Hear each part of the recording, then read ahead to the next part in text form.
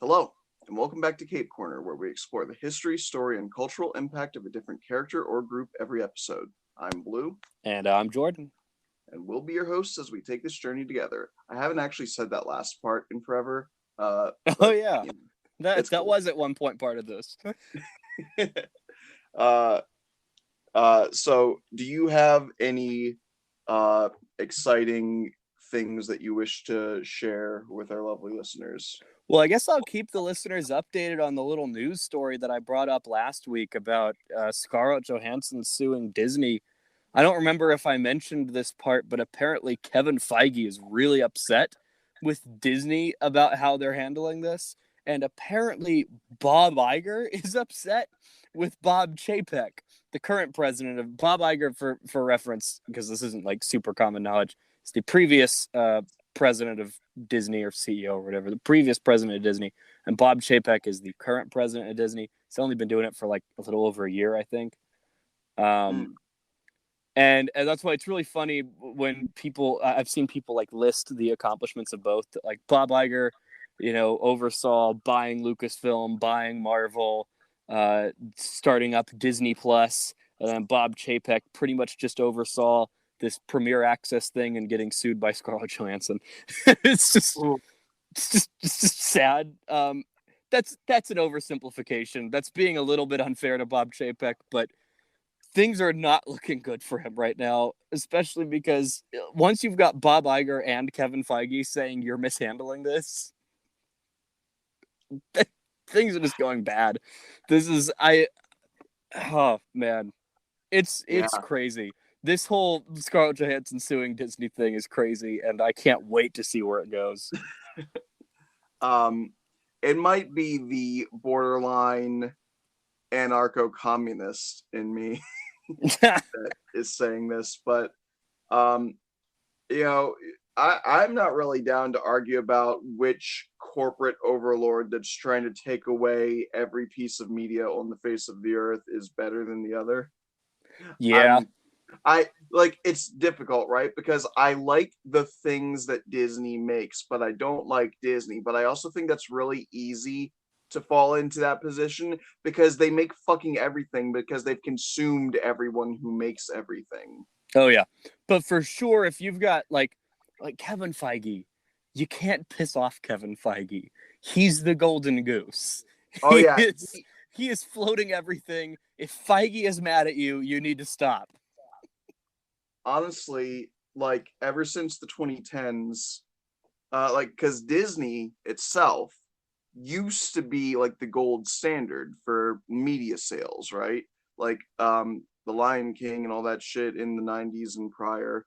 But ever since the 2010s, Disney itself has taken a major backseat. Like you could argue like fucking Frozen, which I can't stand, whatever. But honestly, no, none of it compares to Marvel. Yeah, but Disney owns Marvel. But I know, so but what I'm saying is if they alienate that section yeah, of yeah. IPs, it's going to be trouble for them. Yeah, and I guess on the off chance that you're listening to this and you don't know who Kevin Feige is, he's Marvel. I was He going to say is he's Marvel. Marvel's he is Marvel Cinematic Universe. He is the president of Marvel Studios. He's the mastermind behind this 24 movie and 3 Disney Plus series super franchise that has taken over the planet. If So, you, if you, and as well as multiple TV series, if you yes. want uh, a quick summary of who Kevin Feige is and what he does, John Favreau made Iron Man in 2008, and then Kevin Feige said, let's put Samuel L. Jackson at the end and open the door for potentially connecting this movie to other movies. Yeah. This whole thing, this whole it was basically like Marvel was in trouble because they had sold off the X-Men, the Fantastic Four, and Spider-Man, and Kevin Feige just does a little inventory check. He's like, "Who have we got? We've got Iron Man, Captain America, Thor, Hulk. We've got we can do that. We've got so we can do the Avengers. Okay, let's do the Avengers. Let's just let's just break the norms of cinematic storytelling forever and create this massive interconnected universe." It's funny. I haven't shared this yet, but one of the wildest memories I have in my entire life, I remember it very clearly. I used to go to the Lowe's Theater, as we called it. It's now technically an AMC theater, but it's still Lowe's Theater in my heart. Um, on the Avenue at White Marsh in Maryland, um, which was a really nice like shopping plaza. Uh, it was just really cool. There wasn't really any other place I went shopping like it. And it was right near White Marsh Mall, which itself was a pretty huge and great mall. Um, and so we would go into the theater, and they would have like movie posters for upcoming movies lining the walls. And I just remember one day I walked past a wall and I had to stop, back up. I almost bumped into someone, which prompted my mom to be like, uh, I almost said my real name, whatever, to like yell at me. Um, and I like just slow turned and I saw the A in the circle. And I was just like, is this real? Is This this cannot actually be real. happening? Yeah, fun fact, that's what got me into comic books. I was not a comic book guy before that. I was a Star Wars guy, but then I was like, I really loved, I liked movies. I've always liked movies, and so I saw Iron Man, I saw Hulk, and I saw Iron Man 2, and I saw Thor, Hmm. and then I was like, there's a lot of connections here. Like, what's going on? And then I went to Google and I was like, Captain America. I was like, because I knew the next one was Captain America, and I was like, Iron Man, Hulk, Thor, Captain America. What's the significance here? And then I saw the Avengers comic book series began in whatever year, and I clicked on the Wikipedia and I was like, interesting. And then I got lost on Wikipedia for like 5 hours, just like page after page after page, and heroes and villains and team ups and everything. And I was like, I guess I'm the comic book guy now. I guess I'll just I guess I'll just roll with being obsessed with comic book media. and, and that's how it began. For me, a big part it was my fifth grade teacher. I remember the day that I learned that adults can like quote unquote kids things. Was I went Ah. into fifth grade class one day and he had a Spider-Man bobblehead, and I asked him why he had it, and he was like, "I love Spider-Man." I was like, "Grown-ups can like Spider-Man," and he just sort of looked at me. He's like, "Yeah, Is that allowed? yeah." And so that was like that blew my mind, and so then I was like, my teacher likes Spider-Man. I know of Spider-Man, but maybe I should learn a little bit more. And then again at the Avenue at White Marsh, Barnes and Noble, I bought a Spider-Man encyclopedia, and it listed all of his like villains that had been conceived up until that point, even the super obscure ones, as well as a bunch of information about like his different suits and some stories that he'd been in and everything. Um, Fun fact: do you actually know the first supervillain that Spider-Man fought? Ooh. Is it Electro? No, Then I don't know. it is the Chameleon. Oh God, I did know that. Oh, why did I say it? I knew that, and then I forgot that. It's all right. That happens to me all the time. Anyway, so all that aside, yeah, it's pretty crazy with Marvel, but we ain't talking about Marvel today. We're gonna zip right on over real quick, like, wink. We turned Um, around real fast. yeah, almost like we had speed of a enhanced variety. So appropriately We did today, it in a. no, It's on the tip of my tongue. I don't know. not There's a yet. Hang word on, I there. gotta say the nickname first. Today we're gonna talk about the Scarlet Speedster, the fastest man alive, and also that guy that was on Glee. We're talking about Barry Allen's Flash. Flash. Whew. Ah. I knew it. It had to happen. So okay, real quick, talking about the Flash. I watch a reaction channel called Blind Wave, and I love them. They Oh, I are love Blind Wave. they're so good. Oh, you Go know check, them. go check out Blind Wave if you aren't familiar with them. They're real cool. They are. What's really great is that for literal years, they would do this joke whenever they went to watch a Flash episode, Yeah. and they would confuse the theme song because the theme song was easy for them to confuse. So they would just use the Flash Gordon theme from Queen. They would just be like, "Today we're watching Flash." Ah! So they did that every episode for like I think it was like towards the end of season 2, then all of seasons 3, 4, and 5, Mm. and then season 6, episode 1 came out, and there's a moment in that episode where Cisco Ramon fucking plays the Flash Gordon theme. When I tell Queen. you, I was so happy. I watched that on the episode. I was like, holy shit, Blind Wave is gonna lose their minds. I legitimately started to think someone at the CW watches Blind Wave. You know what? I think they do, because Blind Wave is canon to CW's Oh yeah, Flash. shit, I forgot. That's true. The Blind Wave reactors are canon to the CW Arrowverse. It's insane. Yeah, because what was it? Legends of Tomorrow? Yeah. Did Yeah, like it's a like small season- clip show of a bunch of their reactors. It's like season 5, episode 2, Meet the Legends, where they're like the legends have become basically celebrities and they have reactors watching their stuff. So what we're trying to say is canonize us, CW. We want to we want to be Oh wait, is that what they mean? See, whenever people told me they were canon, because I don't watch Legends of Tomorrow anymore, I used to think they just meant like it showed that they were like, you know, like it showed them on the episode. But you mean like they actually retooled their reactions to like Yeah, like fit the it was canon? a shot of them reacting to the legends. Like they are Right. reactors reacting to the legends canon Okay. in the universe. It's so cool. I assumed that it was like an out of character, like, you know how some shows on a very special episode they'll have like out of character stuff before or after the episode. I Yeah. thought it was like a little like, to celebrate, let's show some of the real life YouTube people who reacted to our show. But what you're saying is, hey, here we are in story. This is Legends of Tomorrow, and the Yeah. legends are celebrities. Here are people getting excited about the legends in not real life, just the only life there is. Yeah, Wink. they made it where Aaron and Eric are actual fictional people in Characters. the Arrowverse who react to what the Legends of Tomorrow are doing. That's That's amazing. the best thing I've ever seen. What's also funny is knowing that in retrospect now, if you go back a couple of their reactions leading up to them reacting to that episode, you can see them practically vibrating with energy because Yeah. they They're want so to say happy. it, but they're legally contracted that they can't say it yet. Oh, that was so good. Oh man. Oh, I love the Blind Wave.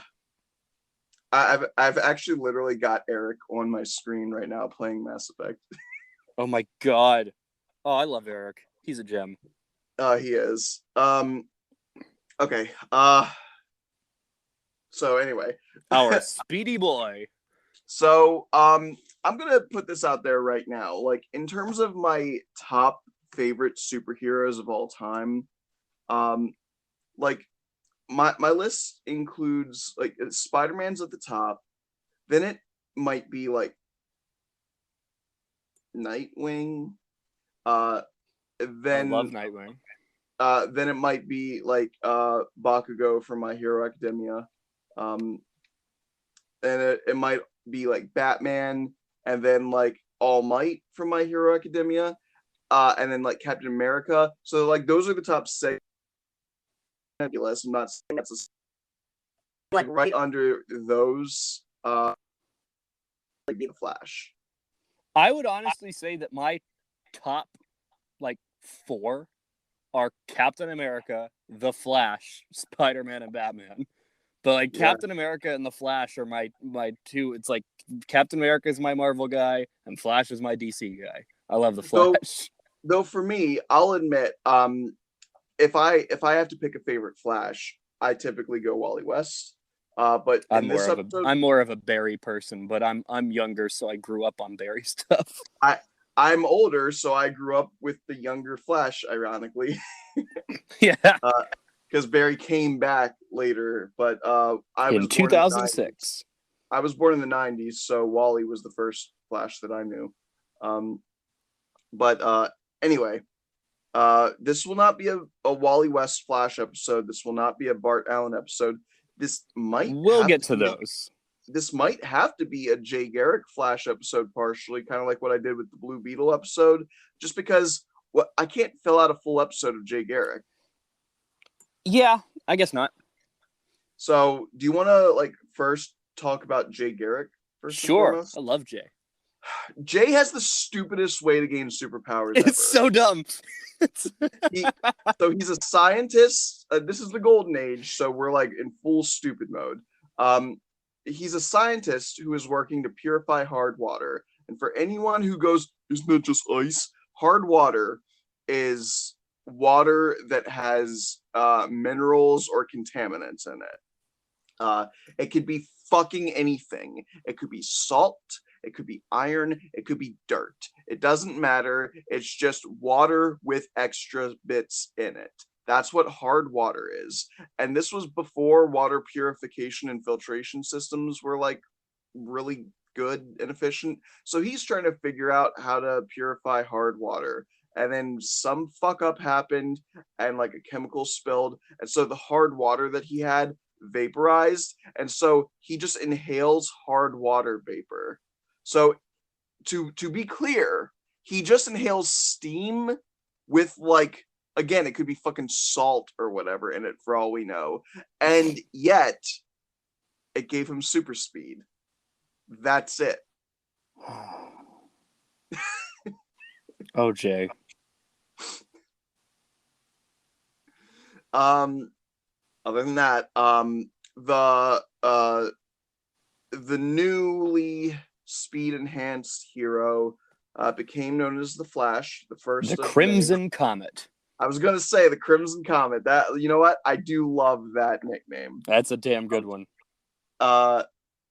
And he has a red tight-fitting shirt with a yellow lightning bolt, but it's not a chest emblem like a lot of them are. It's like the lightning bolt starts at his waistband and then like on the left side and then goes up and spikes and jolts a bit and then comes to a point at his right shoulder, or it might be vice versa, or right hip, left shoulder. It doesn't matter. It's a cool look.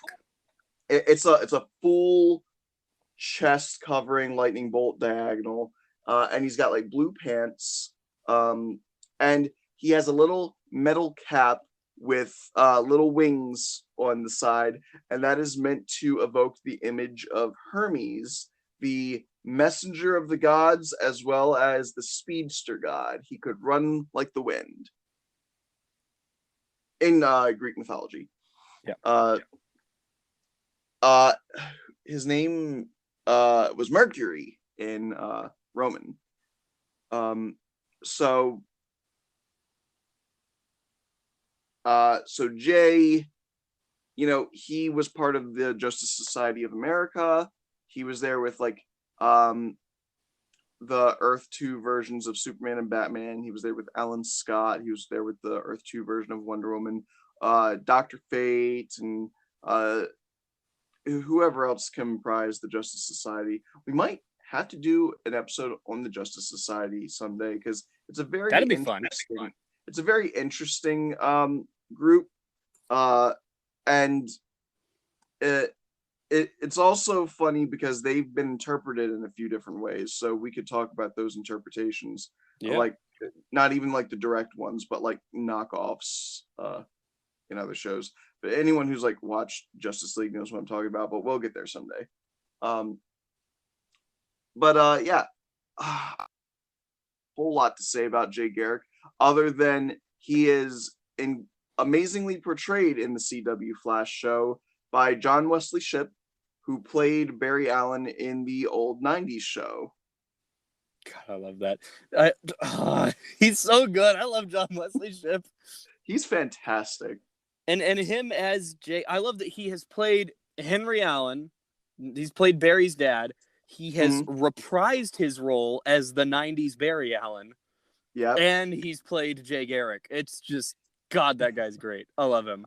It's so cool. I do like in the Crisis on Infinite Earths. I'm pretty sure when they saw him, they assumed he was Jay. And he's like, "What? No, I'm Barry." Yeah, I'm Barry. I'm like the '90s. The coolest thing, and I'm okay. So I'm like a huge film score nerd, and so anything musical will immediately catch my attention. And like, just as a side note, Blake Neely's scores for all of those shows are just incredible because they fit together really well. But what was awesome was, this is a spoiler kind of for the Crisis on Infinite Earths event on the CW, but when we last get to see the '90s Flash, because there was a show about the Flash in the '90s, he comes back. We see him one last time in the Crisis on Infinite Earths, and the last time we get to see him, we get like a little clip from his show, which was really cool. But then as he disappears, you hear just one little bar of the Danny Elfman theme from that show, and that made me so happy to hear. I was like, "Oh my god, they got me in the feels by playing his original theme."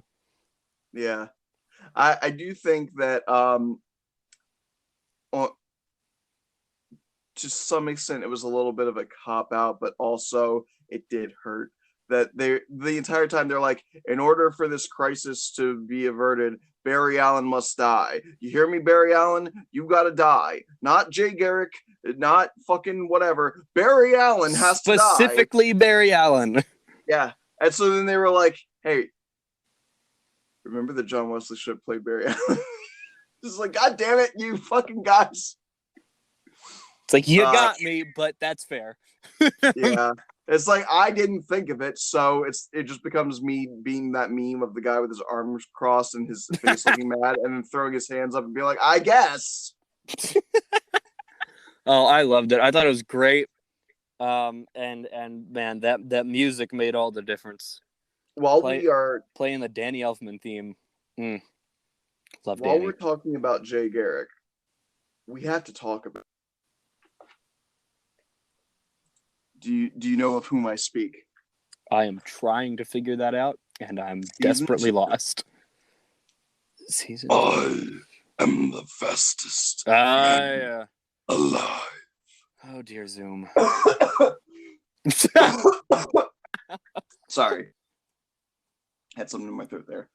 Pretty good impression, though. Thank you. That's a very hard voice to do. I would imagine.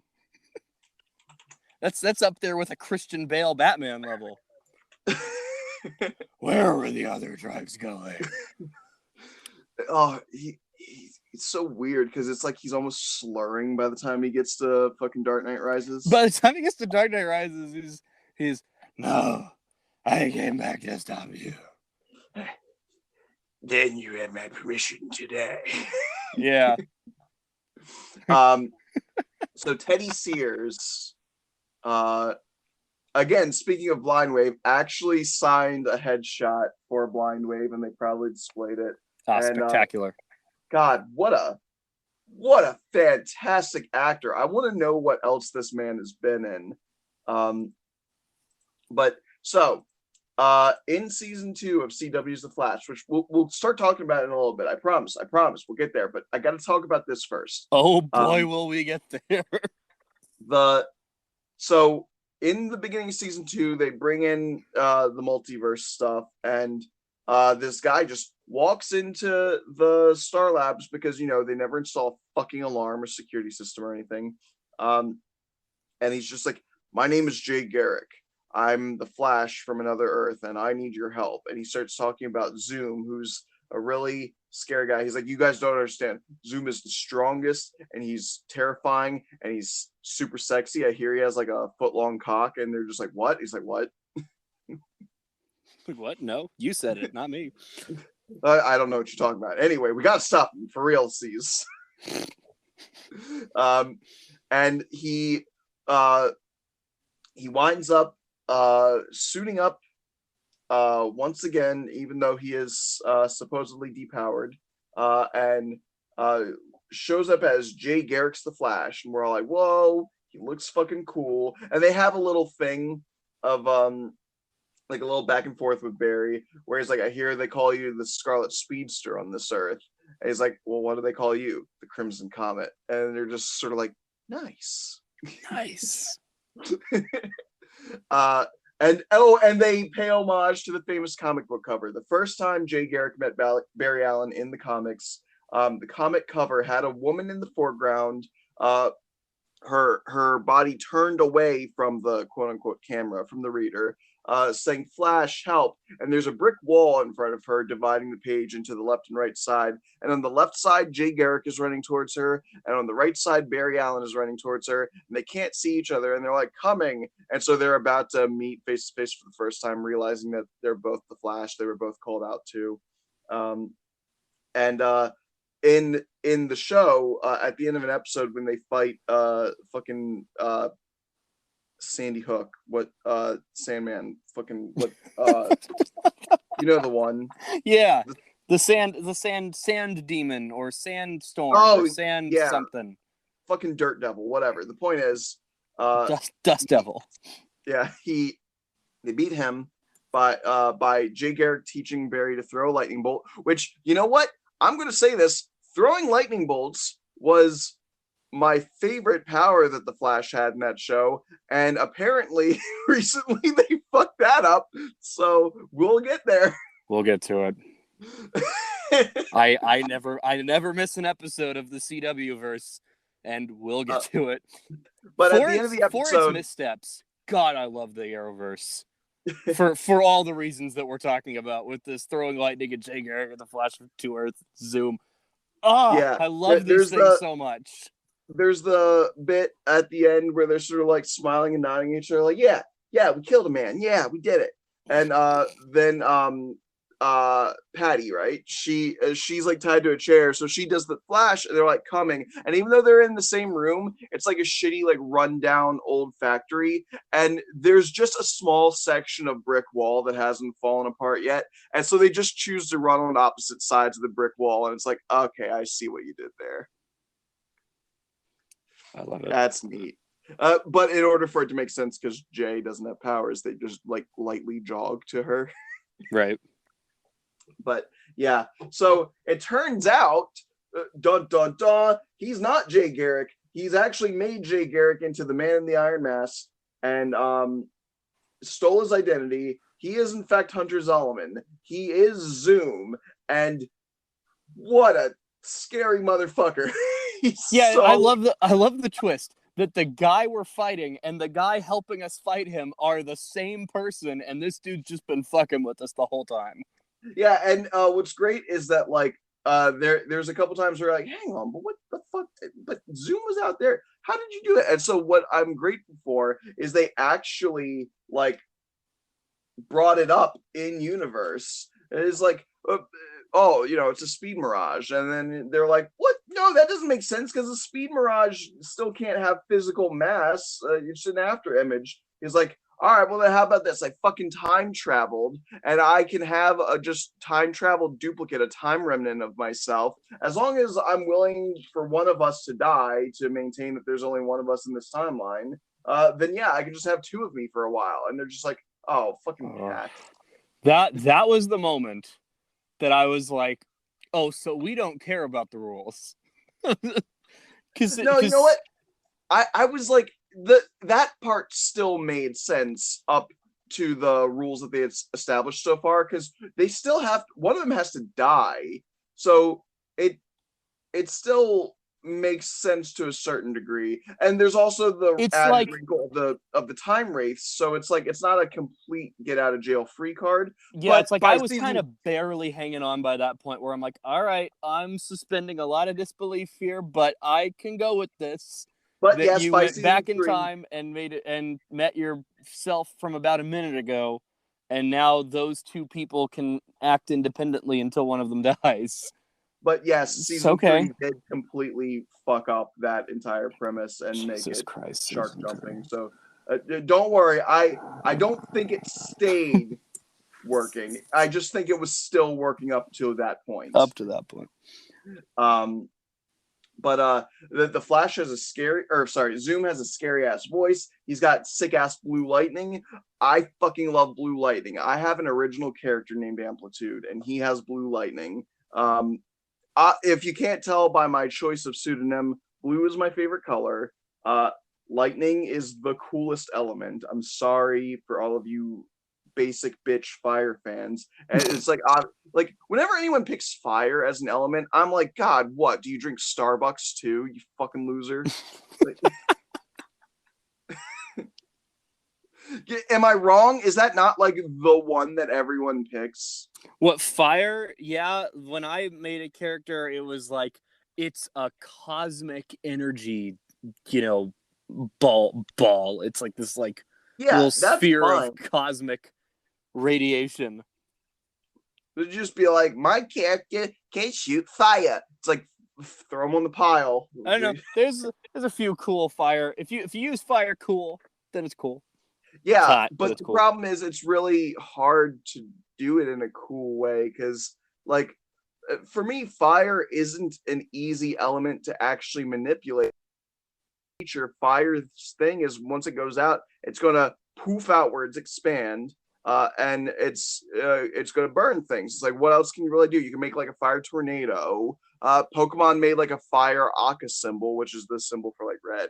You can Uh, turn your whole body into fire, which is pretty uh, cool. the coolest thing I can see people doing with fire is making a dragon out of fire, and it's like, yeah, that's obviously rad, but you can do that with water too. Yeah. I like being able to turn your whole body into fire. The Human Torch is badass. Yes, that's true. He is really cool. But anyway, Zoom's got the blue lightning and it's on a black suit, and I think blue glow on black is a really cool scheme. For all of my Dragon Ball Super friends, Vegeta's black outfit is possibly my favorite outfit of his from Resurrection F and the Universe 6 tournament, because when he turns Super Saiyan Blue, there's enough of a blue glow that it makes his black outfit look like his blue outfit, which he's famously known for. So it's kind of like two outfits in one. Nightwing has my favorite superhero costume. The black Simple. and blue. It's simple. Yes. It's black. It's got that neon blue. I've got It was like bullshit when they turned his color red. It was so dumb. I've got like 3 different T-shirts of the Nightwing logo. It's just a black shirt with the blue Nightwing logo. Love Nightwing. Love that suit. Yeah, you see why I listed him as like he might be number 2 for me. yeah. I caught that. So speaking of blue, let's jump to the season 3 of The Flash, and I just want to talk about how badly they wasted 2 of their storylines that they could have used. Because my God, okay, I actually don't terribly mind season 3 of The Flash all that much. There's parts of it where I'm like, this is really good. I love H.R. Wells. He's amazing. Felton Tom Felton fantastic. Is great in it. The whole Caitlin is slowly turning into Killer Frost thing is amazing. But they did oh Lord, is there a but? So real quick before we get into that, season 3 really is the season of squandering things that could have been an entire season. Flashpoint was 1 episode. You should have done a 5-episode crossover arc for Flashpoint. That should have you shouldn't have even bothered with the alien invasion crossover that year. Just do Flashpoint. It'll be nuts. It would have been so fucking cool. And it was God, 1 episode, and it was fucking shameful. Shame on you, CW. Like, I'm this isn't a bit. What the fuck were you guys thinking with that? This is not a bit. We are angry. This is okay. So, just I guess full spoilers for the entire series of The Flash, by the way, in case that's not already clear. But I assume that if you haven't seen it and you've not watched any of it yet, none of this is going to make sense to you anyway. You probably don't care, and you're just listening to people be angry about stuff, and hopefully that's entertaining enough to you. But it entertains me, I know that much. But so for those who don't know, season 3 of The Flash, the story goes that there's this villain named Savitar, and he is introduced to us as the god of speed, the first speedster, the fastest there ever was. And he is unbeatable. And so they eventually find out that Savitar is kind of in and of himself a time loop, because it turns out that Barry at some point in the future made a whole bunch of time Time remnants, remnants. which we were talking about earlier, to defeat Savitar. And Savitar killed almost all of them, but one of them just got really badly wounded and his face got all messed up and stuff. But they barely managed to trap Savitar in the Speed Force. And then we've got a problem, because in order for timelines to make sense, one of your time remnants have to die. But here we've got Barry and this really messed up, disfigured time remnant, and he didn't die. And he was apparently, according to him, kind of shunned by Barry and his family in the aftermath of this. And so he went on to go crazy and decided that he's now Savitar, and then he becomes Savitar and then travels back in time to become the first speedster, and then gets named the God of Speed, and then decides that the only way to make Barry mad enough at Savitar to create time remnants to stop him is to go kill Iris. So if Savitar kills Iris, Barry gets mad and makes time remnants, and then one of those time remnants becomes Savitar, and it's the most convoluted time loop I've ever heard of. Which brings up my point about they broke the way that they use time travel in season 3. Again, up until season 2, even if it was stupid, it still made sense to a logical degree, at least the way I envision things. But follow me on this. Barry is fighting Savitar. He creates time remnants. The one time remnant survives. They banish Savitar to the Speed Force. Scarred time remnant Barry gets shunned, goes crazy, goes back in time, becomes Savitar, returns to the present, does the season 3 villain stuff, fights Barry, eventually gets beat by Barry making a bunch of time remnants, gets banished to the Speed Force. Right. Tell me that does not make an infinite loop of Savitars, more and more and more and more and more, filling up the prison of the Speed Force. Because if they're not dying, see, so the only way that I was able to interpret it is that you always need Savitar to be created at the end of this timeline, but the Savitar who gets trapped in the Speed Force and then eventually gets freed from the Speed Force and kills Iris is always the same one somehow. Like, he is in the Speed Force for a long time. He gets out, he kills Iris, Barry puts him back in the Speed Force. He runs back in time, he gets out, he kills Iris, and Barry puts him back in the Speed Force. He runs back into, so it's always the same Savitar living this eternal loop. The only way that it works is if the time remnant Barry that is to become Savitar is created by Barry with fresh eyes. And he then has to go and become Savitar and then fight against the next time remnant that will become Savitar.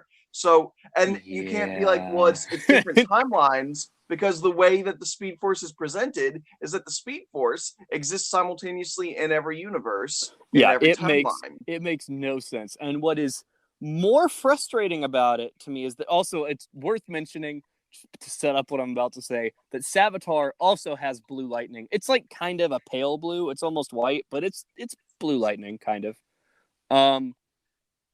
It's definitely not the red yellow lightning that Barry has. And it's not the white that Godspeed would have. Yeah, so it's kind of blue. And so what really bothers me is that they seem to have, to create this Savitar storyline for season 3, they blended two comic book storylines and kind of broke both of them.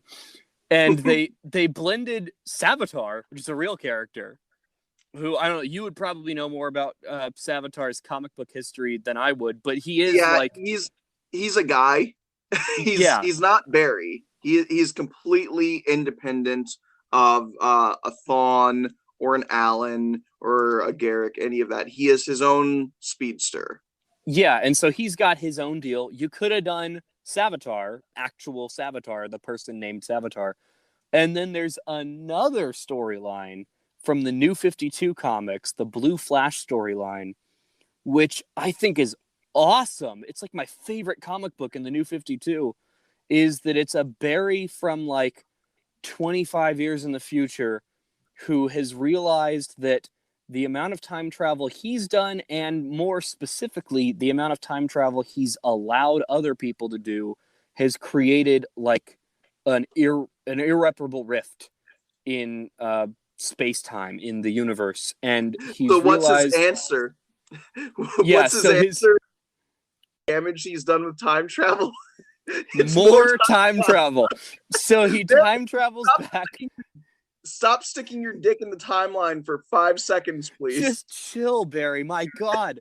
So he goes back and tries to kill all the people that have misused the timeline.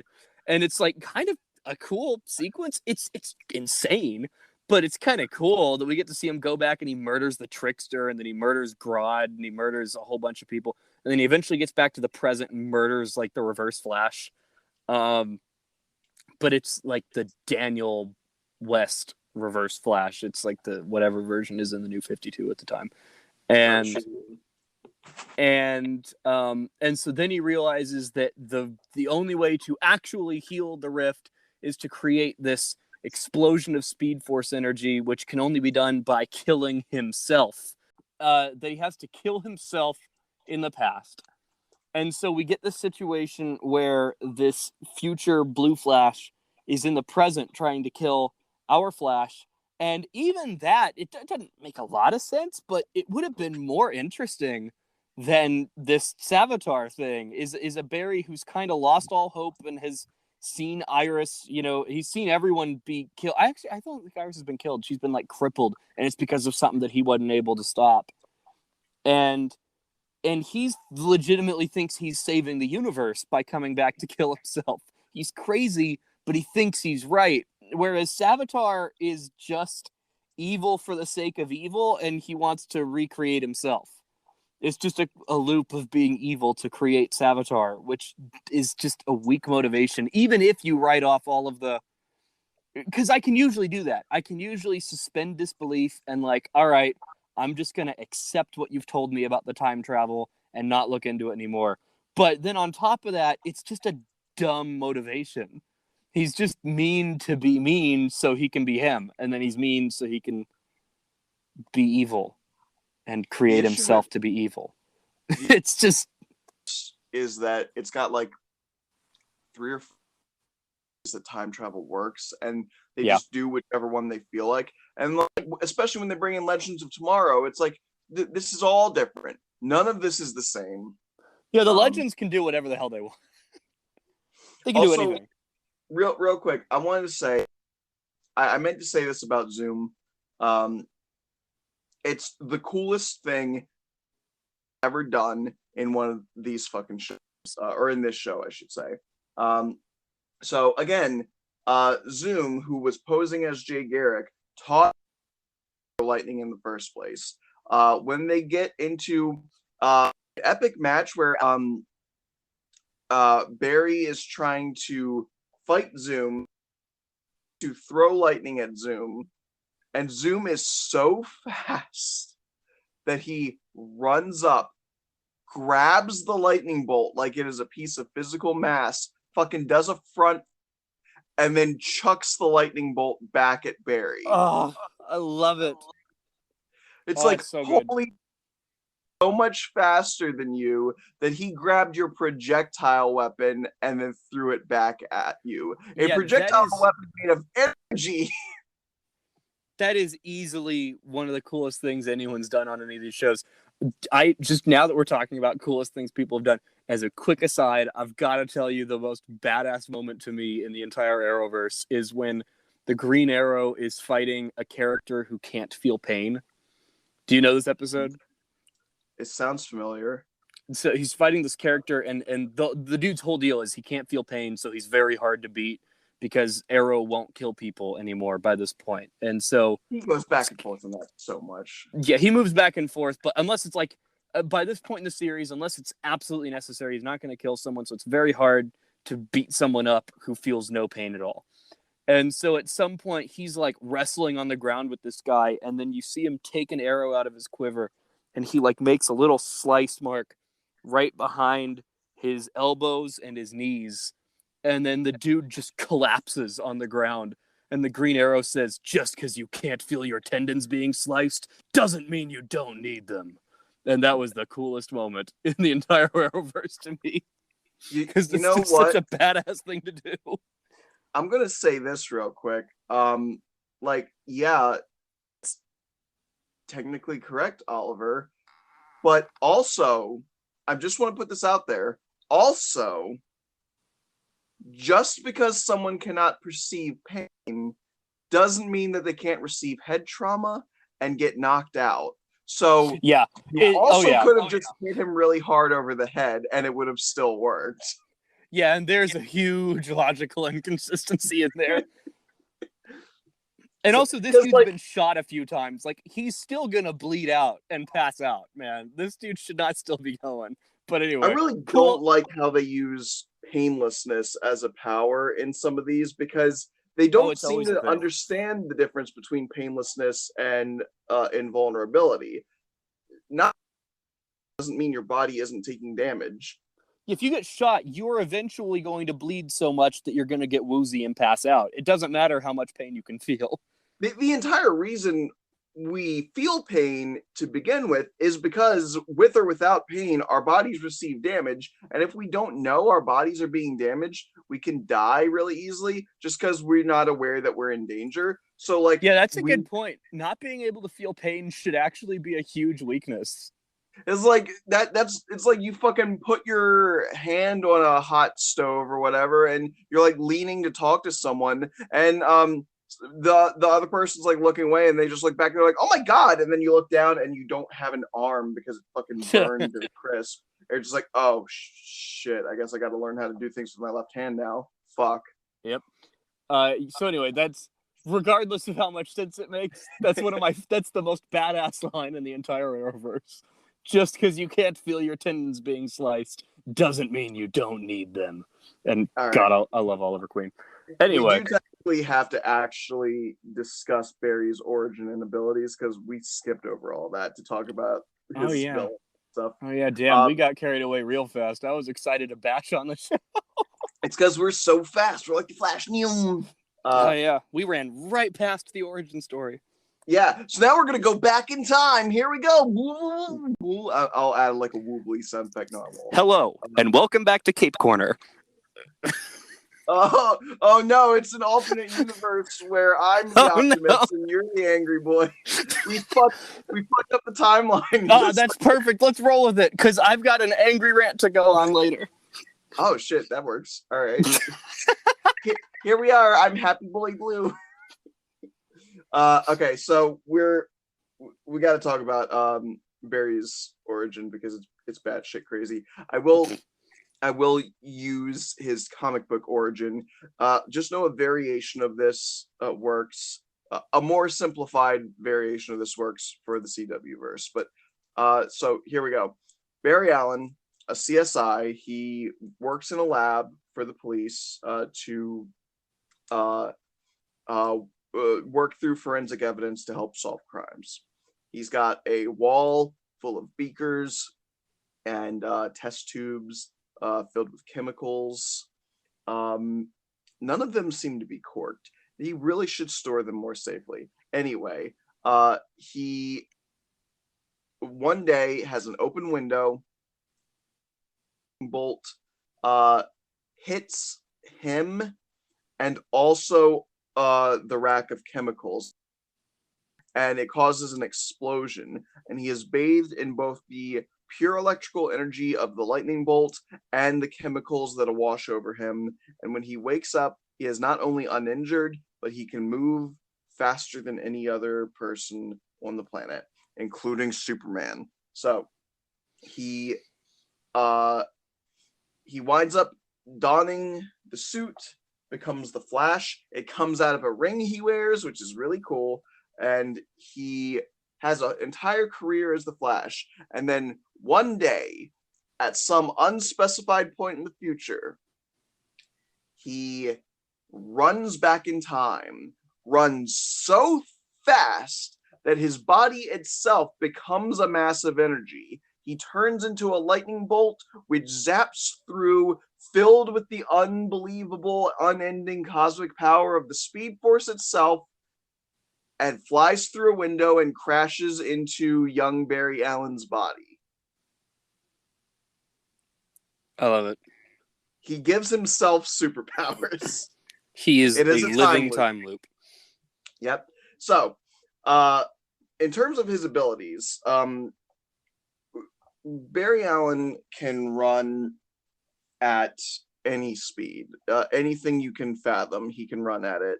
But what's also impressive is that he has perfect ability to stop in place in an instant. He does not require acceleration. He can immediately take off at maximum speed. He creates an aura around his body, which keeps any possessions or clothing he has on him from burning up because air friction warps around his little bubble as he runs.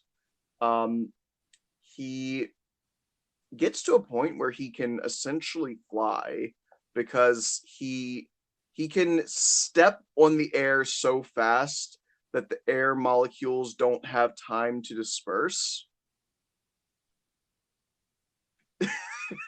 So he, which doesn't make sense for how he can then raise his leg if the air No. essentially becomes solid, but fuck it, whatever. We're here for the coolness. He can run through dimensions. He can run through time. He can generate electricity by moving so fast. He can cup his hand and essentially shake weight the air so fast, and he makes a little gyro ball of air and then shoot a fucking Hadouken out of his hand. He can phase through matter by vibrating his molecules at different frequencies. So he essentially just passes through solid objects.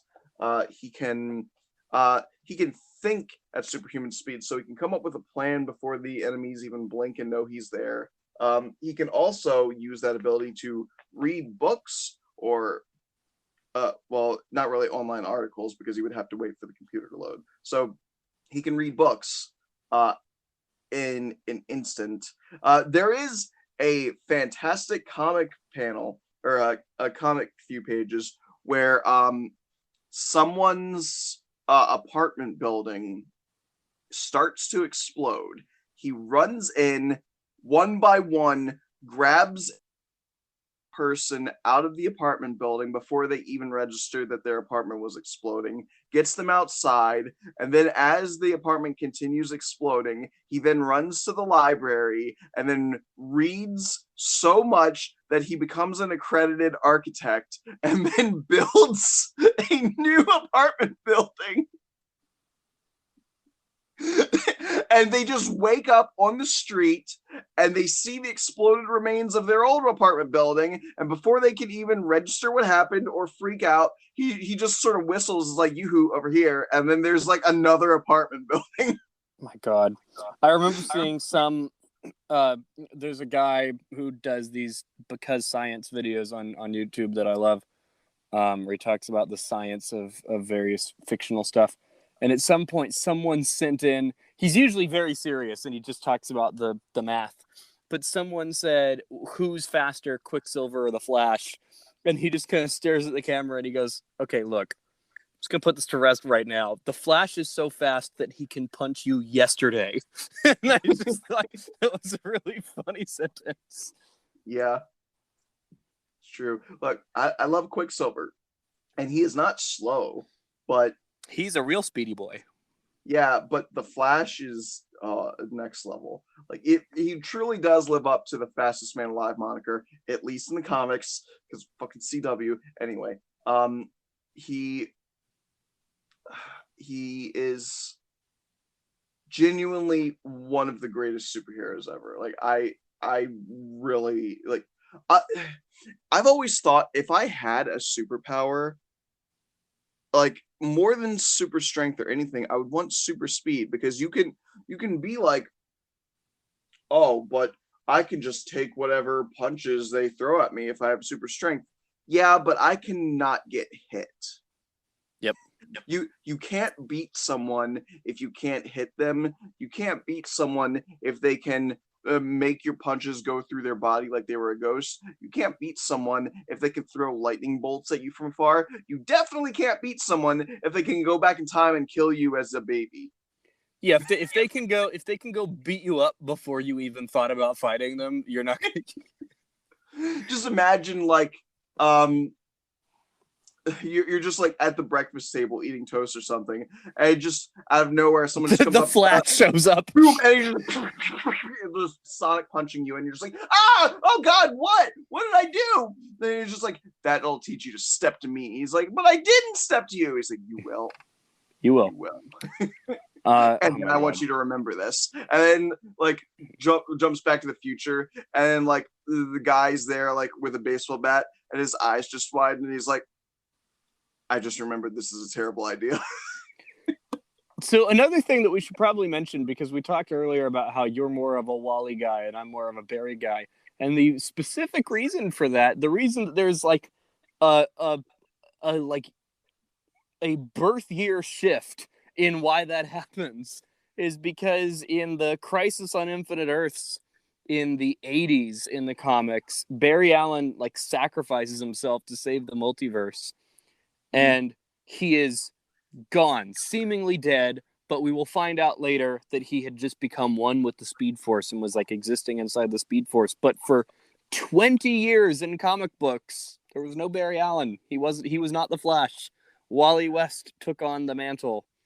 I began to realize, by the way, that that Crisis on Infinite Earths is really sort of the transition piece from the Silver Age to the Bronze Age, and I think a large part of that, in addition to the designs starting to change to the more '90s-esque designs and everything, is specifically the shot of Barry Allen's face turning into a screaming skull. Oh God, it's chilling. Yeah, I'm It's like, a haunting that's image. Bronze Age right there. Yeah. Oh, Barry Allen is like the center of a lot of major shifts in comic book storytelling, and that was potentially the biggest.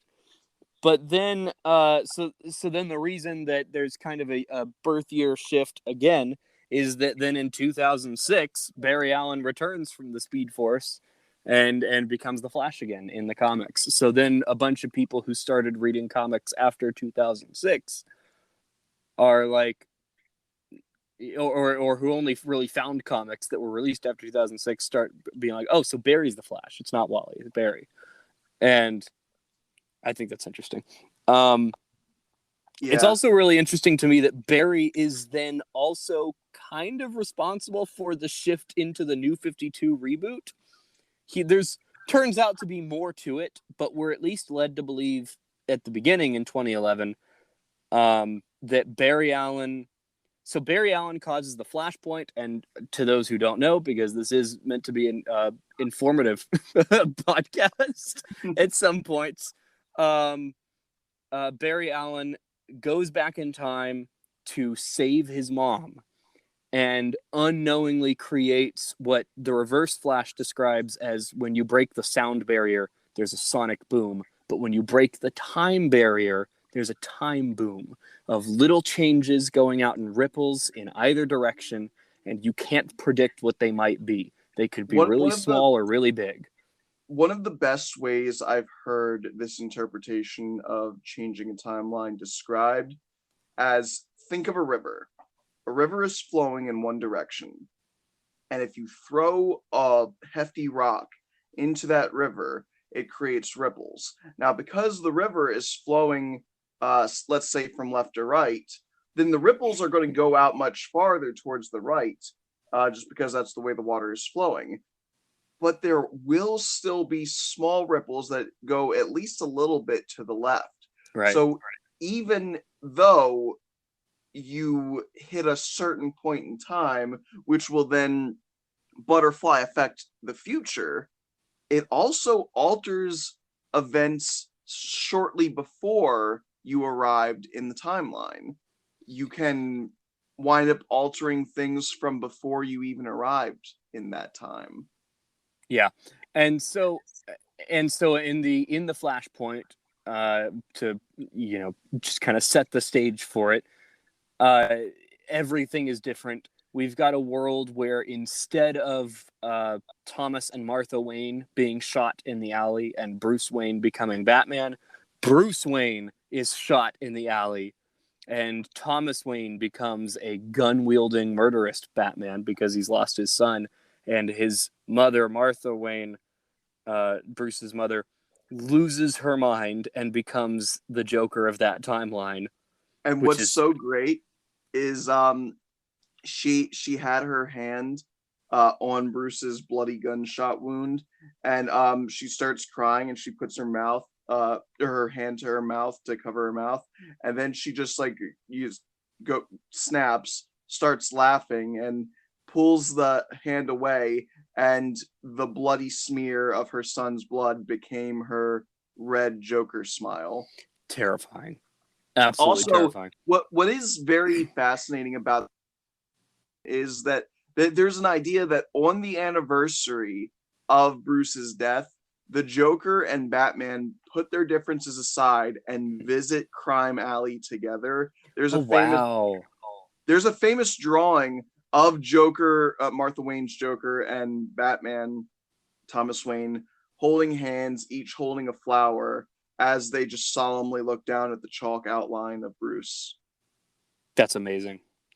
And I always love that. I love the idea of heroes and villains that are at odds having an occasion or a reason to put their differences aside temporarily.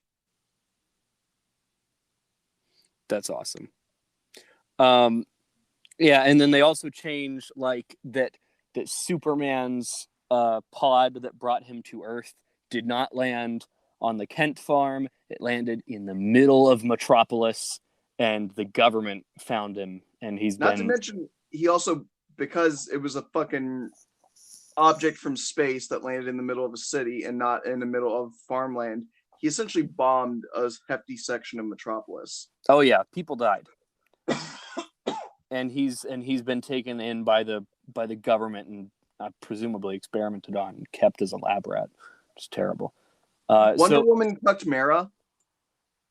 Oh yeah. Oh yeah. Yeah, Wonder Woman and Aquaman are at war, and it's a war that is threatening to destroy the planet. If you've not seen, dear listener, the Flashpoint animated movie, it is on Paradox. The Flashpoint Paradox animated movie. It is on HBO Max, and it is amazing. And so the Flashpoint occurs, and then in the comics, Barry returns to Barry realizes that this world is awful and everything's terrible. And to make a long story short, but without spoiling all the details of what happens in between, Barry winds up resetting this world. And when he comes back to the present, things are kind of mostly the same, but some stuff has changed. And that's where we get the New 52, this big reboot of DC Comics, which is actually where I started actually reading comics. I spent a good deal of time trying to figure out where do you jump in, and then I was like, oh, they just started over, like just now, like a few months ago at the time that I was looking this up. That DC Comics has started over at Volume 1 for all of their stuff. All right, I'll go buy the Batman and Flash Volume 1s because I've always loved the idea of both of those characters. And so the New 52. So what's funny is a lot of people hate the New 52, but it's like where I started comic books, so I really like the New 52. And that's understandable. I will say, like, it in terms of execution, a lot of what the New 52 has is better than a lot of the older comic books. Unfortunately, in terms of concept, it's sort of backwards, right? The concepts that they have are not the best. But with the crap material that they're given, they're written and drawn very well. So Oh, the art style of the New 52 is awesome. yeah, I can't take that away from it. It looks great. It looks much better than the old comics. But like again, it's more of the issue of like what actually happens in the story is what a lot of people take issue with because they do a lot of things different just to be different, not because it would be better. Yeah, that's fair. And then, of course, it is later revealed that the changes that happened, we spend like 5 years thinking that Barry is responsible for this new world, which is so Barry is once again responsible for another massive shift in DC storytelling. But then it So is was it later not? revealed it was not. It is later revealed that, and do you not know this? I heard Have Rebirth you? happened, but I checked out at that point because I was like, God damn it, they're just rebooting every 5 years now, so I So don't you care. you don't know about what Rebirth like is and what's I going on with it. I know they tied the Watchmen in somehow. They tied the Watchmen in, and that's the big thing. It's revealed that it was not Barry that changed these things when he was reforming the universe. If no one had interfered, Barry really was about to put the universe back exactly as it was when he was coming back from the Flashpoint. But Dr. Manhattan made these changes right as the universe was resetting because and I think the major changes that had happened were some loved ones were mysteriously removed from the timeline, like Wally, the original Wally was gone, Jay Garrick was gone. Um, I thought there was a new 52 Wally with the red and silver suit. oh yeah, they still have a Wally, and it's and Wally's black now, and he's like less tied to Barry, and we've eliminated their like decades of being partners and him training him, and so you do feel like you've lost Wally, like the original Wally is gone, and this is now a new Wally. Um, and Jay is gone, and like a lot of the DC superheroes were made a lot younger than they had been before, and a lot of their marriages had been like a whole bunch of superheroes were married and were no longer married once the New 52 started, which, as I think you were talking about, that there were a lot of things that felt like they were changed just to change. So it was cool that Rebirth almost felt like an apology to people who complained about the New 52, because Rebirth sort of explains that, well, these things changed because an apathetic god decided to change stuff just to see what would happen if, and it was an experiment about hope.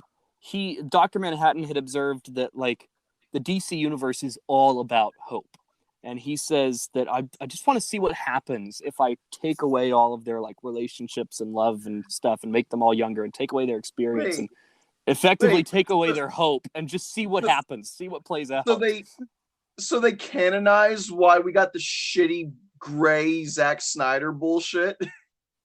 That's a fair way to look at it.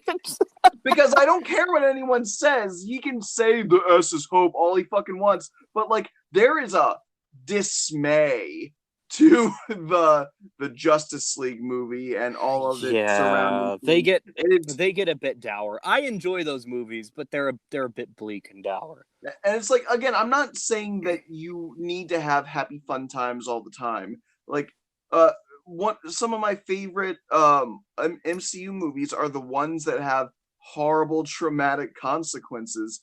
But like it's there's a difference between tackling upsetting, despair inducing incidents and constantly mugging for the camera about how cool and sad you are. There's Yep. a major difference. It's why I fucking mock the first crossover with Arrow and the Flash, where one of the last things Oliver says to Barry is, guys like us don't get the girl. Oh Shut the God. fuck up. Oh, I hated it. But yeah, and I also love that Oliver is doing exactly that whole thing. And my favorite moment in that entire crossover is when Oliver's straight up torturing a dude, and Barry's like, "Come on, like why are you doing this? Why are you so dark and mean?" And he says, "Look, this isn't Central City where it's sunny all the time and we give all the villains cute nicknames. We're in my city now. He goes, where the woman I love was shot full of arrows and sent tumbling off a roof, where my mother was murdered in front of me. And then Barry stops him and he goes, my mother was murdered in front of me too, Oliver. And it's like, oh yeah, Yeah, Barry's also been through tragedy, and we tend to forget that just because a character presents as optimistic doesn't mean they've not faced tragedy. Honestly, for me, the greatest symbol of a hero is that they haven't lost a love for life or a hope for the future, no matter how much bad shit happens to them. Don't get me wrong, I like Batman, but people love to circle jerk about just how fucking edgy and brooding Batman is. And yeah, Batman is at his best when he is being kind and compassionate. And he is kind and compassionate, and that's important. Again, the Justice League and Justice League Unlimited cartoon iterations of Batman are great because he does try so hard to be brooding. He is what the Japanese call tsundere.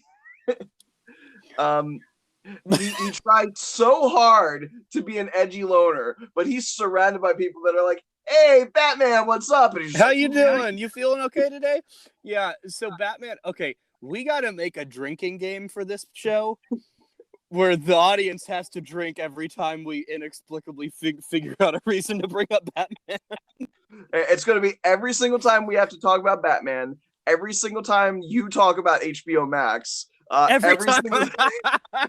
Oh my God, I did that this week. Holy shit. Yeah. This podcast is sponsored by HBO Max. Every single time I talk about the Justice League Unlimited cartoon. Or an anime.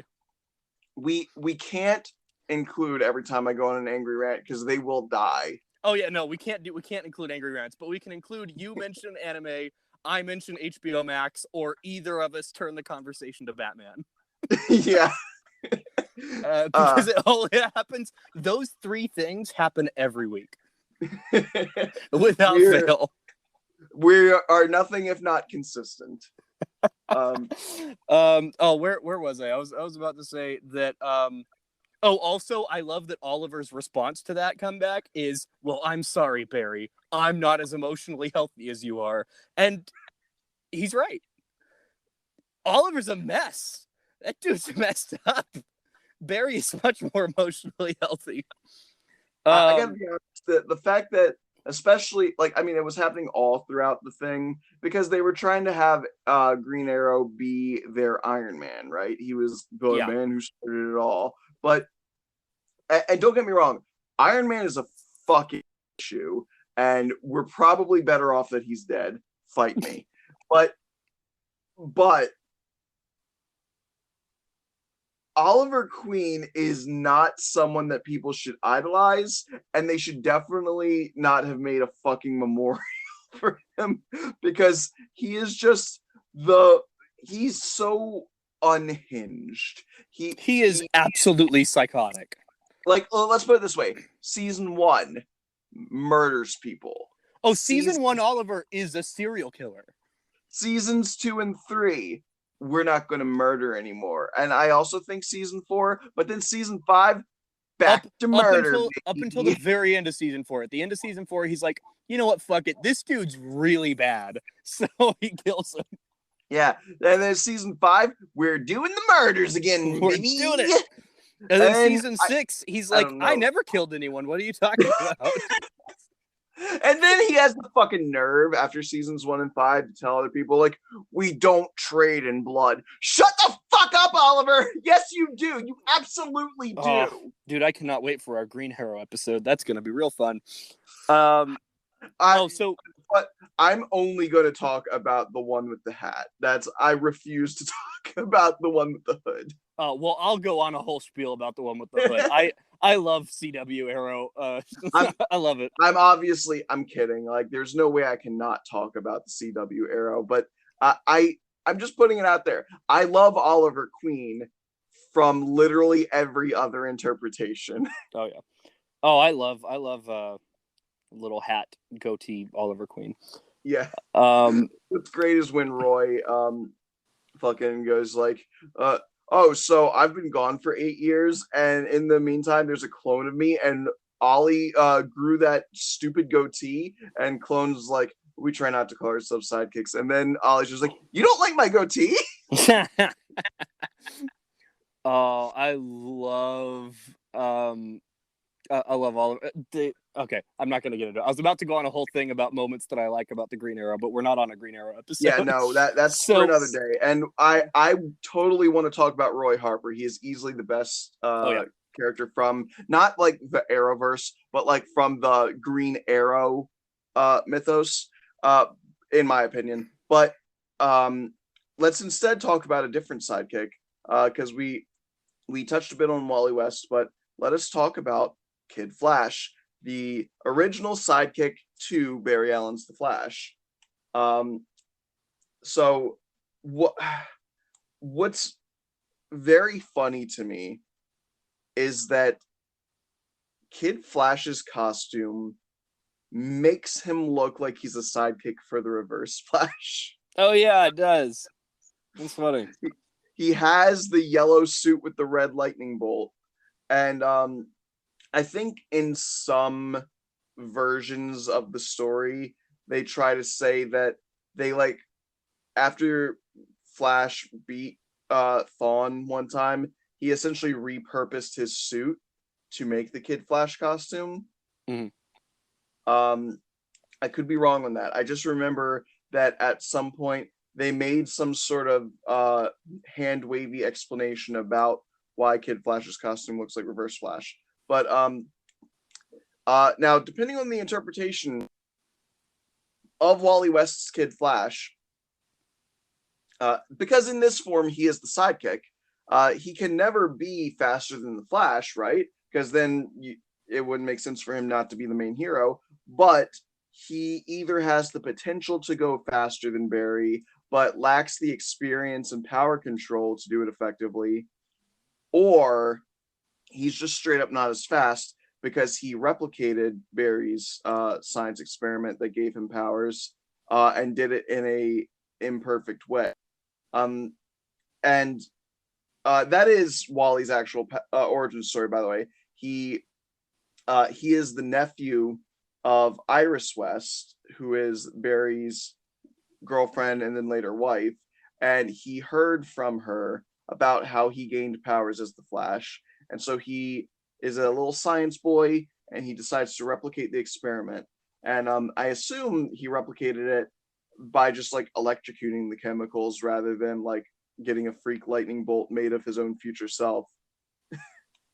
So, uh, but Wally is great because uh, he he differs from Barry just enough in personality to make them distinct, but they are still close enough that they you can very much buy that they get along and they work together all the time. Like they're both kind of happier, optimistic characters, but where Barry tends to be a little bit more corny, um, and a little bit more of your I'm just here to help. Yeah, take care, citizen.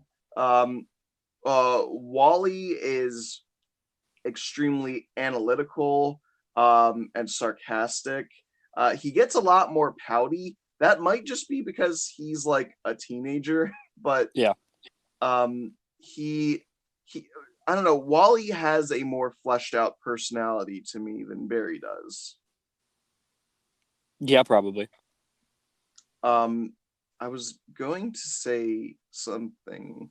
Oh, I would like to point out real quick. I really do appreciate because after Barry came back in the comics, which you mentioned in '06, um, everyone just tried to shaft Wally so hard. Like they treated him Oh, like he wasn't just the Flash for the past 20 years. They treated Wally like he wasn't shit.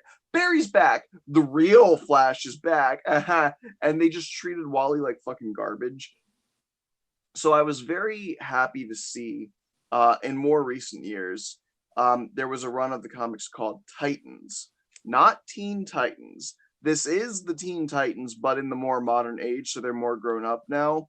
And Kid Flash used to be a member of the Titans, or of the Teen Titans. So now that they sort of get the band back together, while he is on the Titans, and he is the Flash, he still has his Flash costume. He hasn't been fucking demoted.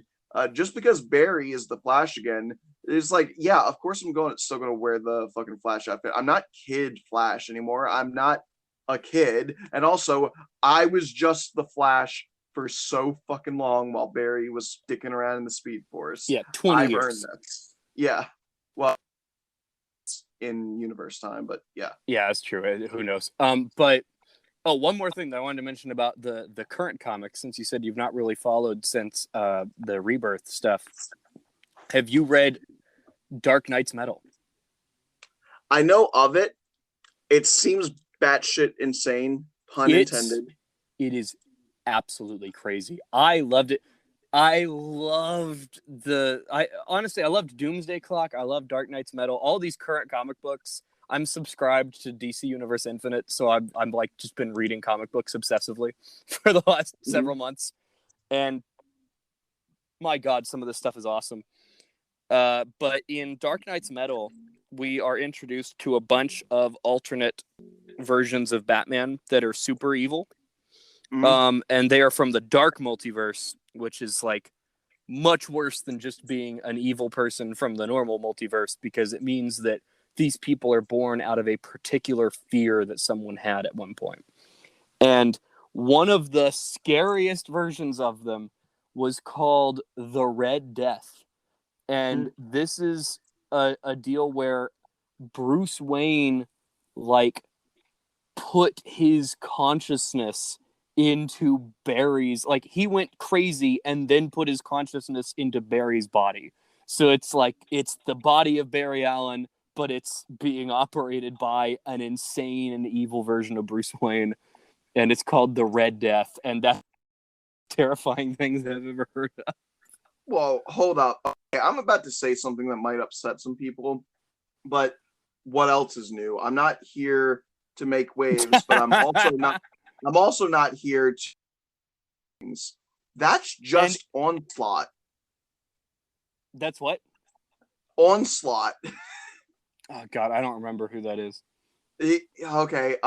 Well, I want to do an Onslaught episode at some point, so I won't go too deep. But it's another comic book character, or is it an It is another comic book character. Okay. Story short, the X-Men are fighting Magneto. Magneto rips all the adamantium out of Wolverine's body, and in a fury, brain blasts Magneto to death. He renders him completely catatonic, and remnant of Magneto's consciousness now infects Professor X's mind, and they mingle and turn Professor X insane.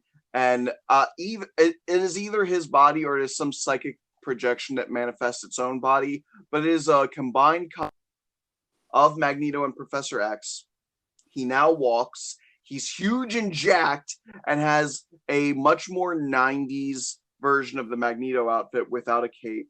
And he has all of vast psychokinetic powers, and he slaughters like 90% of the X-Men. Oh man, that's intense, and that's exactly what this is. Yeah. But I cannot imagine something scarier than an evil Bruce Wayne who is Barry Allen. That's terrifying. It's messed up, man. One of the like most simple and yet somehow still brutal applications of super speed that I've seen actually comes from One Piece. Take a shot. I talked about an anime. And it's something I would like to see evil speedsters do more often. In the CW, Thawne is known for his little wiggly hand chop, and that's cool and scary and becomes an image. You know what I mean.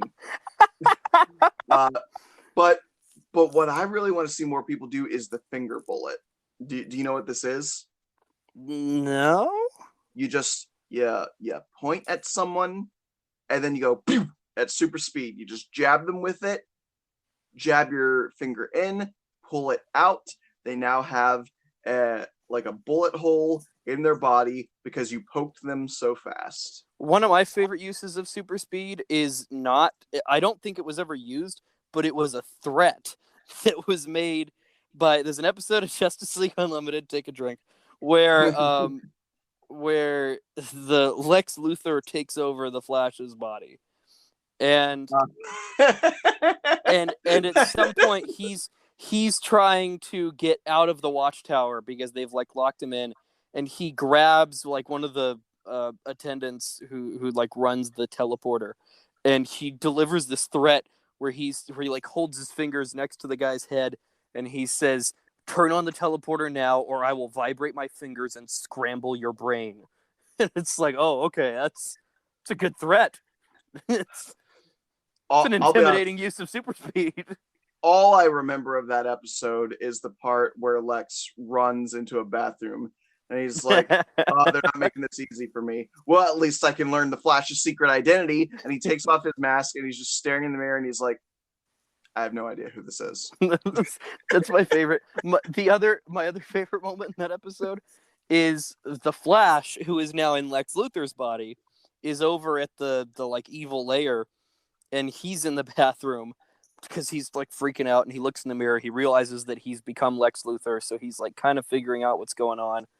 And at some point, some other supervillain walks into the bathroom with him, and they're like he's talking about some evil plan that's going on, and Flash as Lex goes, "Yeah, right, okay, let's go talk to everyone else." And he starts to walk out of the bathroom, and the other supervillain goes, "Aren't you gonna wash your hands?"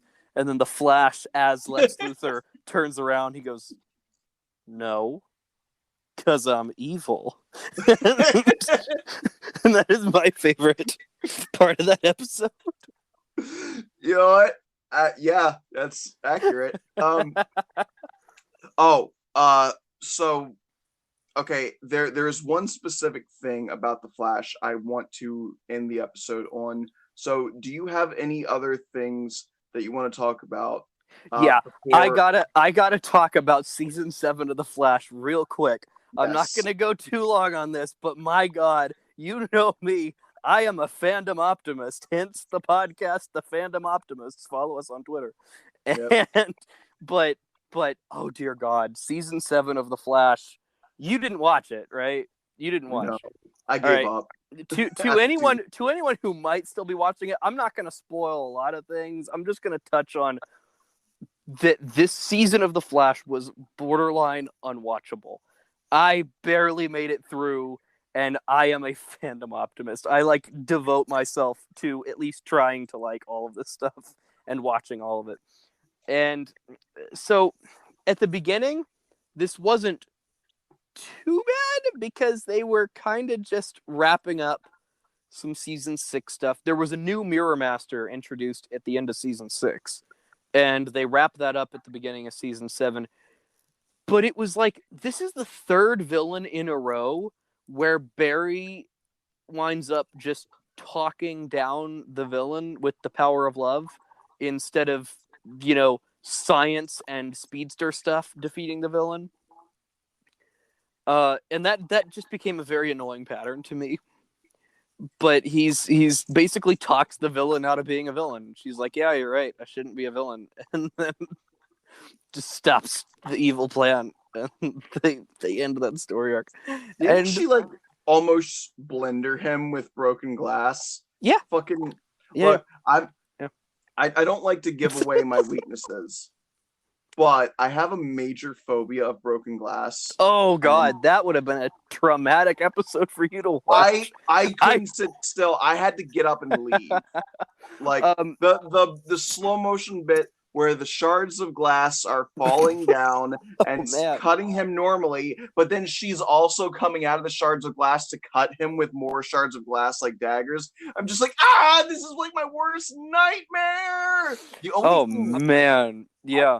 Is the episode of Agents of S.H.I.E.L.D. In season 7, when Season 7. Daniel Sousa, you've watched Agents of Shield, right? Yes, I'm just not placing what we're talking Where about yet. Daniel Sousa and Daisy have been kidnapped by Nathaniel Malik, and he takes her in, drains a bunch of her blood and her nodes and whatever, and implants them into himself, brings her back, and Daniel Sousa is talking to a barely conscious Daisy about how to get out of there, and then she reveals that she shoved a shard of glass. Oh God, I remember. Oh God. Yeah. Okay. Well, anyway, so yes, after she like fillets Barry with a bunch of broken glass, in the next season, like 6 episodes later in story time, he just kind of talks her out of being a villain. She's like, "Yeah, you're right. I'll just stop the evil plan." they wrap it up. They wrap it up with the power of love, and then so Barry lost his speed, and then they had to restart the Speed Force. So they restarted the Speed Force, and it was something again with like the power of this show has gotten way too hung up on the power of love. It's like the love between Barry and Iris is so powerful that their spark can restart the Speed Force. Oh, shut the fuck up. And so they restart the Speed Force, and it accidentally creates 3 other forces called the Strength Force, the Sage Force, and the Still Force. And this controls. It's like a super strength thing, and then like a fucking D&D party. God damn it. Yep, yeah. And then like a mind powers thing, and then there's like a time thing where this dude controls time. And then this gets so oh God, I hated it. Because these new forces, including the Speed Force, who looks like Barry's mom, are all referring to Barry and Iris as their parents, because it's like their spark of love gave birth to all these new cosmic forces. But these cosmic forces have made themselves into people. And so these people regard Barry and Iris as their parents, even though they are fully grown adult people who, like, then the 3 that are the Sage Force, Still Force, and Strength Force were, like, already fully grown adult people before they were, like, infected by the Force powers. And it's like, it's gross. It was so dumb. It was so hard to watch, and then nothing happens. They just go on about should we erase these forces because it's causing like an imbalance, but no, we can't because they're our children basically, and we can't do that. And then Barry and Iris get upset with each other about something dumb, and by the way, Superman and Lois handles couples arguments way better than the Flash does. Every time Barry and Iris get upset with each other, it's super dumb and easily avoidable, and usually due to just horrendously bad communication because they're on a soap opera. But one of the best writing criticisms I've ever heard, I love to parrot. If your dramatic issue could be solved with a sticky note, you should have rewritten it. Oh, that's a great one, and that's the entirety of the Flash's emotional problems between Barry and Iris. Every single time a piece of media like this does an argument based on an easy misunderstanding that could have been explained if they spoke for like 1 more minute, or just wrote it down on a sticky note and be like, I actually meant this, by the way, and left on the fridge for their significant other to find, or whatever the issue is, just like opened up and put it on a fucking sticky note and been like, I didn't want to say it out loud, but this is how I actually feel. If it's that easy, the argument shouldn't have been put to screen, because it's going to make your viewers pissed off. Oh yeah. And so this whole the forces as a family thing was just exhausting, and it went on way too long. And then they kind of start hinting at that they're going to do a Godspeed thing, but then they still take like 3 or 4 episodes to decide that they're going to get going on it. And one of those episodes was Cisco's goodbye episode, which I actually liked. Cisco's goodbye episode is pretty good, just because I love Cisco. And I heard that they played Poker Face. They did. Made me happy. Great callback to the very beginning of the series. Mm-hmm. And then we get into this Godspeed thing, and So it gets real complicated because there's like a bunch of Godspeeds that are fighting with each other for a reason I can't remember, which means it wasn't very good. They they And had they had a thing where it's like they were fighting a bunch of Godspeeds that were showing up in the very first episode of season 6 and then never did anything with it. yeah, now there's like 12 Godspeeds or like 20, and they're all fighting each other. And we don't know why. And I still don't know why, which means they didn't explain it very well because I So watched this recently. I watched a criticism video on Mhm. this season. So I'm missing pieces. I don't know the full story, but from what I gleaned from this person's explanation for their criticisms, um, apparently Godspeed was threatening the destruction of Central City because he knew a war between a bunch of high-powered speedsters, just the destruction and the energy putting being put out there would destroy the city. But if it's like, well, if that's the case, and if you have a bunch of yourself, instead of fighting yourself, why not just wreck shit Yeah, together? it was real dumb and real weird. And the actor they got to play Godspeed, he wasn't like, I don't want to hate on an actor. I try not to hate on actors, but he wasn't given very good lines, and I don't think he was the right guy for this part because he had to.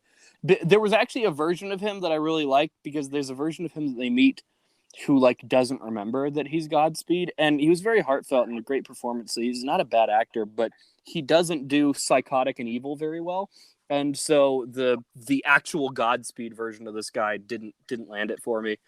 And then they bring back Barry's daughter Nora, and they bring in his son who we've never met, Bart, which Bart is supposed to be his grandson, and that Grandson, bothered I'm me. gonna It say. bothered me a little bit. I don't really care about those kinds of liberties, so I was fine with it. But then they have this really great. There's a great mashup of the Power Rangers theme song with this scene, where we have Barry and the Speed Force gives Iris speed powers. So it's Barry and Oh, Iris again. and Nora and Bart and Jay, and they all go and fight this army of Godspeeds. And you mentioned this earlier. They absolutely ruin the lightning powers, where like not ruin it, but they took it to a degree that I can't take it seriously anymore. Where like Bart is throwing stars made of Shuriken. lightning, Yeah. and I Nora has hear like a whip made of whip. lightning. Yeah. Yeah, and they're all and then Barry's. It's also a little bit weird to me that Barry doesn't need to charge up anymore. He's just like pointing his arms and shooting blasts of lightning at Godspeeds, and it's really funny when you put the Power Rangers theme on top of it. It gets real fun. I've seen a small clip of this fight scene, and it like I love Power Rangers, but something about the cinematography of the scene is like someone trying to do a bad knockoff of Power Rangers in Yeah. a Oh, bad way. it And was real weird. And then okay, so now I've talked a lot of shit about this season, but I was actually totally on board with the last thing that happens, which is the Reverse Flash shows up again, and he and Barry have a straight up lightsaber duel against Godspeed. That's how you wrap a season, my friend. I can't with that. Like I so I've seen a lot of criticism about this. I've seen people be like, "What the fuck were they doing?" Defense of it's okay. It's from the comics. Most of this shit is from the comics. That does not automatically make it good. I will tell you right now, if they did a one for one representation of the Clone Saga from the comics in the movies, it would That'd be be real good. bad because the Clone Saga was done bad in the comics. Yeah, So, just because something is from the comics doesn't mean it's good. What you do is you take what's good from the comics and adapt that, and then whatever is bad from the comics, you work around it. You don't put that in the movie or the TV show. But yeah, Like, Barry and the Reverse Flash having a lightsaber battle with Godspeed was like my favorite thing I've seen. It was so ridiculously over the top that I actually started to forgive the episode because I was like, oh, okay, you guys were just kidding. This is just silly. okay, that sounds to me like you just checked out to a point where you found enjoyment out of a lack of care for the series rather than the enjoyment that you get for caring for it. Oh yeah, no, it was real weird. And then I think they wrapped the season with Barry and Iris renew their vows for no reason at all. And no, you know what? I will defend that. There is an extremely valid reason to renew their vows. You want to know what it is? Oh yeah, I do know what it is. Felicity ruining their goddamn wedding proposal or their wedding or whatever it was. How fucking dare you come to my wedding with your relationship drama and then interrupt our about to like consummate our wedding and fucking be like, can we get married too? Stay the fuck in your lane, Felicity. Felicity Smoke episode in 2 weeks. But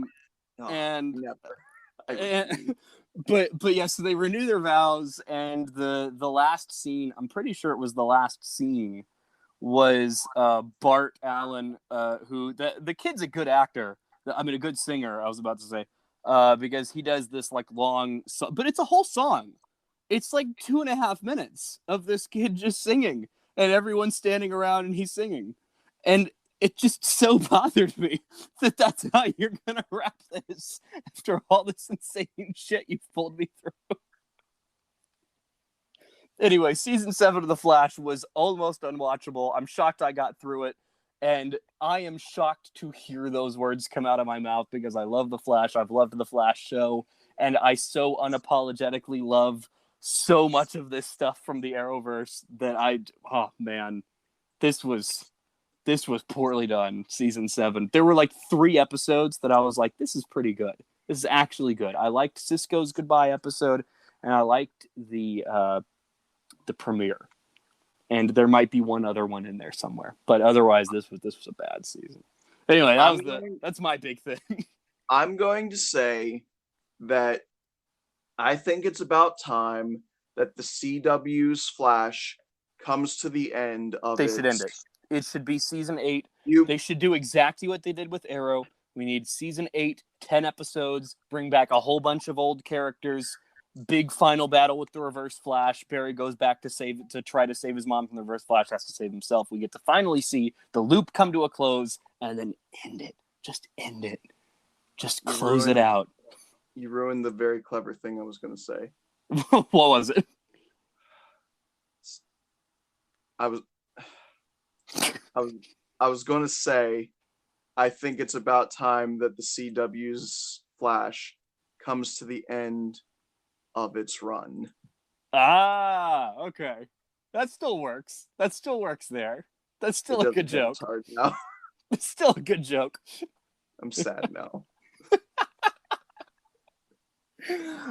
Dude, no, they should wrap it with a 10-episode season 8. But then the showrunner comes out and he's like, yeah, I could see this going for years and years. I think it's got a lot of life left in it. No, it does not. No, it does not, my friend. You should take that sentence back and end it with season 8.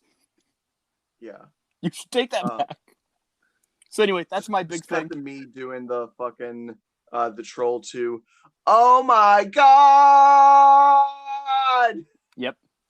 All right, so that was my big thing. What was the thing you wanted to close with? I can't. Winded. I realized I was about to talk about my favorite Flash thing, and then I realized it was a Wally West thing, so we'll do that later. Oh, okay. I'm just happy to end it on you having an angry rant for once. Finally, the optimist breaks. And one of the most optimistic heroes, ironically, did it. Oh man! Oh, that's sad. That's so sad. Well, so anyway, I guess the final thing is maybe the movie will be really good because Ezra Miller is good at it. I think he's good in the role, although Ezra Miller is problematic. I vehemently disagree with you on this. I like him as the Flash. I'm an optimist. I like him as the Flash. Look, man, I love you. I know you're an optimist. but are you also blind? It's a different take. I like Uh, different takes. I just don't like his acting, man. He is awkward to an unbearably cringy degree. The fucking word up, my brother, and trying to fucking fist bump Cyborg. Shut up, die. Just Okay, die. what that was only in the Whedon one, right? I don't know. I don't care. I'm ignoring the Whedon one. Anything he did in the Whedon one, I don't care. It's And still the same character. It's still the same he's actor. better. He still does the stupid. Better. Okay, there's a guy who does weird versions of movie trailers. He's really funny. He's great at editing. He has a running joke of Batman having a newspaper. It's funnier in context. I like you got to look up like it's like Justice League weird trailer. And, I will look it up. You'll find his channel, but he does a thing where like he edits. You know the scene where Bruce is recruiting Barry. Yeah. And Barry's like, stop right there. I'm in. And Bruce is like, really? Yeah, I need friends because people are slow and like brunch. Okay, but okay, so like when it cuts back to show Barry's face and he does the weird like he opens his mouth and he's like he fucking gives him like a lazy eye, like his eyes like dart in two different directions. That's really funny. But that's about how I feel whenever I see him do these weird. Like he just looks like he's holding in a fart half the time. Like, anyway, like I thought he has to ask how to save people. Like, and he's got his face is sort of smushed up in the mask a little bit. He's like, and I'm like, you look like you're about to shit yourself, kid. Yeah, I do think he's much better because a whole bunch of really weird stuff got added for him in the Whedon cut. I do think he's much better in the Snyder cut. He's much more tolerable there. If you ignore the Whedon cut, he's at least passable enough that I can have some hope for the movie. And also Michael Keaton's going to be in it as Batman. That makes me really happy. I'm just of the mindset of if you build a rotting, crumbling building and then you add additions to the house around it, and now on the outside the house looks like a sexy sci-fi futuristic house, it's still going to collapse because it's still made on a rotting foundation. That's how I feel about Zack Snyder's Justice League. You can improve parts of it, but at its core, the Justice League's first interpretation on the big screen was bad, and it does not work on many, many fundamental levels. And I'm not saying this to be a pessimist. I'm saying I wish we had as good of an entrance into cinema for the Justice League as we had for the Avengers. Oh, I'd have given anything to have something that good for the Justice League. But the Snyder cut is passable enough that I will be excited for what's next. Like, I'll be honest with you. If I had to sit and watch the Avengers for 4 hours, like the first one, I would have called it a bad movie. Yeah, long movies are hard. You got to do it just right for a long movie, and Snyder kind of tends to overindulge, which is whatever. Anyway, we'll get to a whole Snyder discussion. We might be doing it this weekend over on the Fandom Optimists. So the world record is like a French 80-hour movie from like the 30s or something, and it had like rooms for people to sleep in and like 10 intermissions. That must be what Zack Snyder studied in film school. Anyway, all right, so that'll wrap things up for today. Join the Cape Corner Discord where you can post suggestions for future characters if we haven't already decided on an episode for the week. You can see funny superhero memes, and you can talk to us. We're people too, and you can follow me at BeyondBlue13 on Twitter. I have a lot of political things, so if you don't want that, why do you like superheroes? Haha, got him. You can follow him. Drink. What? Oh yeah, we have to add that. We should add that one to the drinking game. Follow at Jordan Blueman on Twitter and Instagram and all the things. And Everywhere. also follow at Fandom Optimists and give his episodes a listen. They're very good. And sometimes he has me on there for some reason. And that might be this weekend, and we might go full Snyder. So, Look, I'm sorry. we'll see. We might not even have time to do it this weekend, but if we do have time, if there is a Fandom Optimist episode this weekend, it'll be about Batman versus Superman, and Blue will be on it, so go check it out. If it exists. It might not. If not, just go watch the Green Lantern one that we did, because that'll be pretty funny too. For those of you who are religious, pray to whatever God that you have for my sake. You can also support me.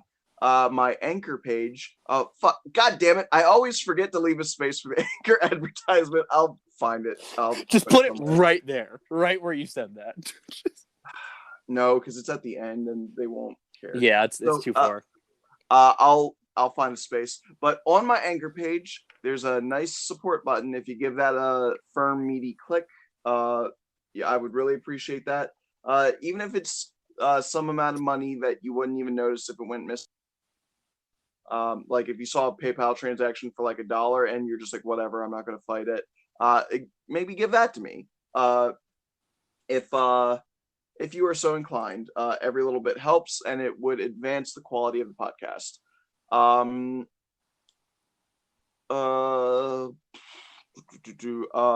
Is there anything else I'm supposed to say? I guess I should. I'm supposed to do a moral, right? Like, Barry. Honestly, I don't really feel like I need to go super in depth with a moral because Barry is an extremely moralistic character. If you enjoy hope, yeah, like if you enjoy, let's put it this way: when Barry Allen was given access to the Lantern Corps, he was chosen by the Blue Lanterns, the Lanterns of Hope. So if you ever find yourself, all right, you know what? Here's a good one. The urge to run from your problems is very strong. It can sometimes feel overwhelming, but that energy that you feel in times of dire situations can be directed, instead of running away from a problem, to run to it. You can take things head on, deal with situations that you might feel like are too hard to deal with. You have the ability, the power, and the strength inside of you to, just like the Flash, inspire hope in others, deal with impossible odds. Sometimes all it takes is a simple paradigm shift. Sometimes all you need to do is flip things a little bit in your own state of mind. Instead of directing your energy to run from something, run to it and overcome it. It's a short one this time, but that's what I'm going with. It's hopeful. Yes. So, with that, your closing thoughts? Ooh, drink plenty of water. It's hot out. That's it. It's true. Dehydration's a real bitch. bitch. Don't get dehydrated, especially if you're running a lot. Don't get dehydrated. Yeah. All right, everybody. Thank you so much for listening. Couldn't do this without you. Stay strong, stay true to yourselves, and remember, we can all be heroes.